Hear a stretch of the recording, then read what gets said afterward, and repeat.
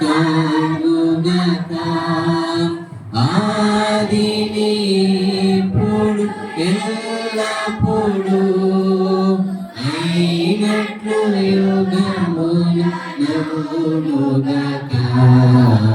తండ్రి కుమార శుద్ధాత్మకును తగు స్తుతి మహిమలు కలుగనే. దయచేసి మాత్రం కూర్చున్నట్టుగా వ్యక్తులకి ఏర్పాటు చేయడం దైవ లేకపోవడం. ఈ దినముకై ఏర్పాటు చేయబడిన మొదటి పాఠ్య భాగంగా నిర్గమాకాండము 1వ అధ్యాయము 15 నుంచి 22 వచనం వరకు. నిర్గమాకాండము 1వ అధ్యాయము 15 నుంచి 22 వరకు. మరియు ఐగుప్తు రాజు షీఫ్రాపుయ అను హెబ్రీలలో మంత్రసానులతో మాటలాడి, మీరు హెబ్రీ స్త్రీలకు మంత్రసాని పనిని చేయుచు వారిని కాన్పు పీటల మీద చూచినప్పుడు మగవాడైన ఎడల వారిని చంపుడి, ఆడుదైన ఎడల దాన్ని బ్రతకనీయుడని వారితో చెప్పాను. అయితే మంత్రసానులు దేవునికి భయపడి ఐగుప్తు రాజు తనకు ఆజ్ఞాపించినట్లు చేయక మగపిల్లలను బ్రతకనీయగా, ఐగుప్తు రాజు మంత్రసానులను పిలిపించి, మీరెందుకు మగపిల్లలను బ్రతకనిచ్చితిరి? ఈ పని ఎలా చేసితిరి అని అడిగాను. అందుకు ఆ మంత్రసానులు, హెబ్రీ స్త్రీలు ఐగుప్తు స్త్రీల వంటి వారు కారు, వారు చురుకైన వారు. మంత్రసాని వారి వద్దకు వెళ్ళక మునుపే వారు ప్రసవించి యుందురని ఫరోతో చెప్పిరి. దేవుడు ఆ మంత్రసానులకు మేలు చేసెను. ఆ జనము విస్తరించి మిక్కిలి ప్రబలెను. ఆ మంత్రసానులు దేవునికి భయపడినందున ఆయన వారికి వంశాభివృద్ధి కలుగజేసెను. అయితే ఫరో, హెబ్రీలలో పుట్టిన ప్రతి కుమారుణ్ణి నదిలో పారవేయుడి, ప్రతి కుమార్తెను బ్రతకనీయుడి అని తన జనులందరికీ ఆజ్ఞాపించెను. ఇంతమటికి పాఠ్యభాగం సరి. ఓ దేవా వందనము, ఓ దేవా వందనము, ఓ దేవా వందనము, ఓ దేవా వందనము. పత్రికా పాఠ్యభాగంగా రోమీయులకు రాసిన పత్రిక 16వ అధ్యాయము 1 నుంచి 16వ వచనం వరకు చదువుచున్న దేవుని వాక్యం విను. రోమీయులకు రాసిన పత్రిక 16వ అధ్యాయము 1 నుంచి 16వ వచనం వరకు చదువుచున్న దేవుని వాక్యం విను. కెంక్రియలో ఉన్న సంఘ పరిచారకురాలకు ఫిబేయాను మన సహోదరుని పరిశుద్ధులకును తగిన మట్టుగా ప్రభువునందు నేర్చుకొని ఆమెకు మీ వలన కావలసినది ఏమైనా ఉన్న ఎడల సహాయము చేయవలనని ఆమెను గూర్చి మీకు సిఫారసు చేయుచున్నాను. ఆమె అనేకులకు నాకును సహాయురాలై ఉండెను. క్రీస్తు యేసునందు నా జతభాగ వారైన ప్రిస్కిల్లాకును అకులకును నా వందనములు చెప్పుడి. మీరు నా ప్రాణము కొరకు తమ ప్రాణములను ఇచ్చుటకాయను తెగించిరి, మరియు వారి ఇంట ఉన్న సంగమునకును వందనములు చెప్పుడి. నేను మాత్రము కాదు, అన్ని జనులలోని సంఘము వారందరూ వీరికి కృతజ్ఞతలై ఉన్నారు. ఆసియాలోని క్రీస్తుకు ప్రతిఫలమై ఉన్న నా ప్రియుడకు ఎపైనేటికు వందనములు. మీ కొరకు బహుగా ప్రయాసపడిన మరియకు వందనములు. నాకు బంధువులను నా తోడి ఖైదీలనైన అంద్రోనికును యూనియాకును వందనములు. మీరు అపోస్తులలో ప్రసిద్ధికి ఎక్కిన వారే నాకంటే ముందుగా క్రీస్తునందున్నవారు. ప్రభునందు వారు నాకు ప్రియుడగు అంప్లియాతునకు వందనములు.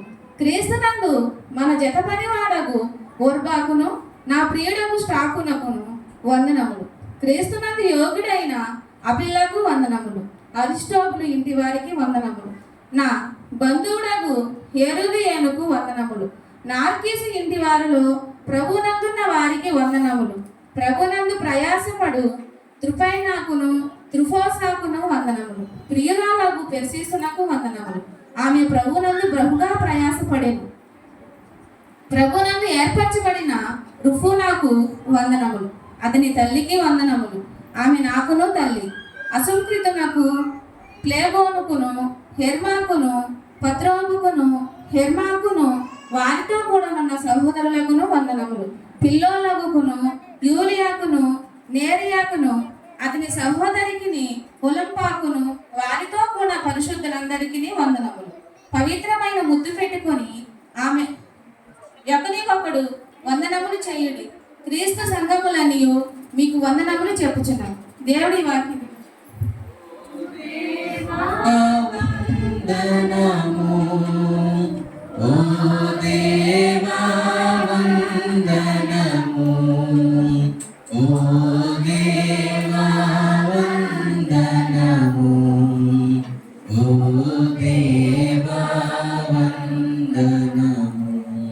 మనందరం లేచి నిలబడి సువార్త పాఠ్యభాగం చదువుకుందాం. సువార్త పాఠ్యభాగం మార్కు సువార్త 15వ అధ్యాయం 37 నుంచి 41 వచనం వరకు. మార్కు సువార్త 15వ అధ్యాయం 37 నుంచి 41 అధ్యాయం వరకు. అంతటా యేసు గొప్ప కేక వేసి ప్రాణము విడిచింది. అప్పుడు దేవాలయపు తెర పైనుండి క్రింద వరకు రెండుగా చినిగాను. ఆయనకు ఎదురుగా నిలిచి ఉన్న శతాధిపతి ఆయన ఇలాగ ప్రాణం విడుచుట చూచి, నిజముగా ఈ మనుషుడు దేవుని కుమారుడే అని చెప్పాను. కొందరు స్త్రీలు దూరం నుండి చూచుచుండిరి. వారిలో మగ్దలేని మరియయు, చిన్న యాకోబు, యోసే అను వారి తల్లి అయిన మరియయు, సలోమియు ఉండిరి. ఆయన గలిలయలో ఉన్నప్పుడు వీరు ఆయనను వెంబడించి ఆయనకు పరిచారం చేసిన వారు. వీరు కాక ఆయనలో యెరూషలేమునకు వచ్చిన స్త్రీలు అనేకులు వారిలో ఉండిరి. ఈ చిన్ని వాక్యం దేవుడు దీవించును గాక. ఓ క్రీస్తు స్తోత్రములు ఓ క్రీస్తు స్తోత్రములు ఓ క్రీస్తు స్తోత్రములు ఓ క్రీస్తు స్తోత్రములు. దయచేసి సంగమంతా కూర్చునిగా శ్రేల మైత్రి వారు ఒక ప్రత్యేకమైనటువంటి పాట, శ్రేల మైత్రిలో చేరగానటువంటి పాట పాడుతూ ఉండగా మనము వాక్య సందేశంలో మనం నడిపించబడతాం. శ్రేల మైత్రి వారు దయచేసి ఎదురు కూర్చుని ఉన్నట్లయితే శ్రేల మైత్రిలో చేరగానటువంటి పాట పాడుకుంటూ ఈ యొక్క ఆనందాన్ని ప్రవేశించుదాం. మొదటి శ్రేల మైత్రి.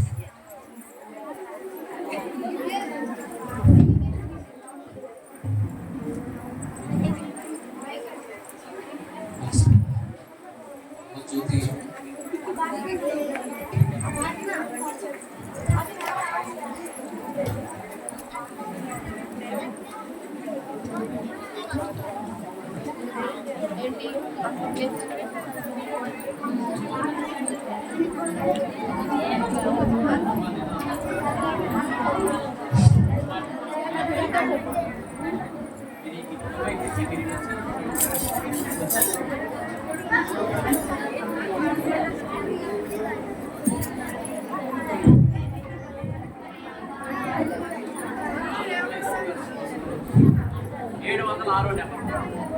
స్త్రీల మైత్రిలో చేరరారమ్మ, శ్రీ యేసు ప్రభుని శ్రేయమోపగ కొలువరారమ్మ. స్త్రీల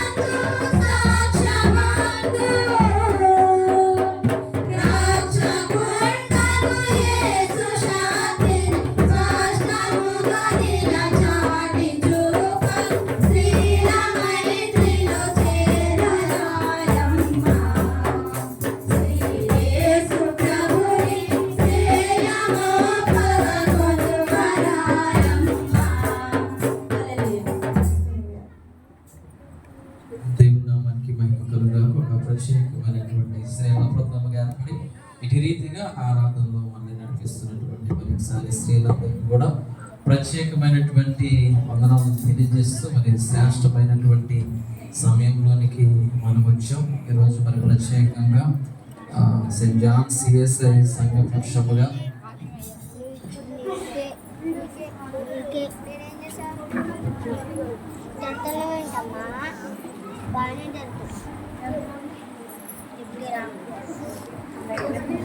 ఈ యొక్క ప్రత్యేకమైనటువంటి దినంలో ఈ యొక్క స్త్రీల మైత్రి ఆదివారం నిర్వహించడానికి మన సంఘంలో సెయింట్ జాన్ సిఎస్ఐ సంఘంలో యవనస్తుల ఆరాధన క్రమము జరిపించబడతా ఉంది. అలాగనే సండే స్కూల్ ఆరాధన క్రమాలు కూడా జరిపించబడతా ఉన్నాయి.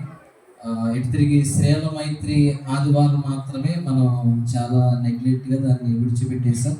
అయితే ఈ సంవత్సరం ఒక ప్రత్యేకమైనటువంటి రీతిలో దాన్ని అలవాటు చేయాలన్నటువంటి ఉద్దేశంతో దీన్ని ప్రారంభం చేసి అతి తక్కువ సమయంలోనే స్త్రీల మైత్రి వారందరూ కూడా ఇటు రీతిగా ప్రేరేపించబడి దీన్ని నిర్వహించాలన్నటువంటి ఒక చక్కని తలంపుతో ఇటు రీతిగా ముందుకు సాగుతూ ఉన్నప్పుడు వాక్య సందేశం అందించడానికి మరి ఎవరిని ఆహ్వానించాలన్నటువంటి ఆలోచన చేసినప్పుడు దృష్టిలోకి మన స్థానిక డీసీఎం గారు రేచల్ అమ్మగారిని నేను ఆహ్వానించుకోవాలన్నటువంటి ఆశతో మన డీసీఐ గారి దగ్గరికి వెళ్ళి ఈ గారితో మాట్లాడి అదే సందర్భంలో అమ్మగారితో కూడా మాట్లాడి అమ్మగారు మొదటిసారిగా స్త్రీల మైత్రి ఆదివారపు ఆరాధన నేను వచ్చిన తర్వాత మొదటిసారిగా స్త్రీల మైత్రి ఆదివారపు ఆరాధన నిర్వహిస్తూ ఉన్నామండి. వాక్య సందేశం చెప్పడానికి మీరు రావాలి అమ్మగారు అని చెప్పడంగానే అమ్మగారు ప్రేమతో అంగీకరించి రీతిగా మనకి వాక్య సందేశం అందించడానికి ప్రేమతో మన మనిషికి రావడానికి వారు ఇష్టపడ్డారు కాబట్టి ఎంతో సంతోషంతో వారిని స్థలానికి నేను ఆహ్వానించుకున్నాను. మరి ప్రాముఖ్యమైనటువంటి సమయంలోనికి మనం వెళ్తా ఉన్నాం కాబట్టి ఈ యొక్క ప్రత్యేకమైనటువంటి సమయంలో మన డీసీఎం రేచల్ అమ్మగారు వచ్చి దేవుని వాక్యాన్ని మనకి అందించవలసిందిగా అమ్మగారిని ప్రేమతో ఆహ్వానిస్తామని అమ్మగారికి వాక్య సందేశం.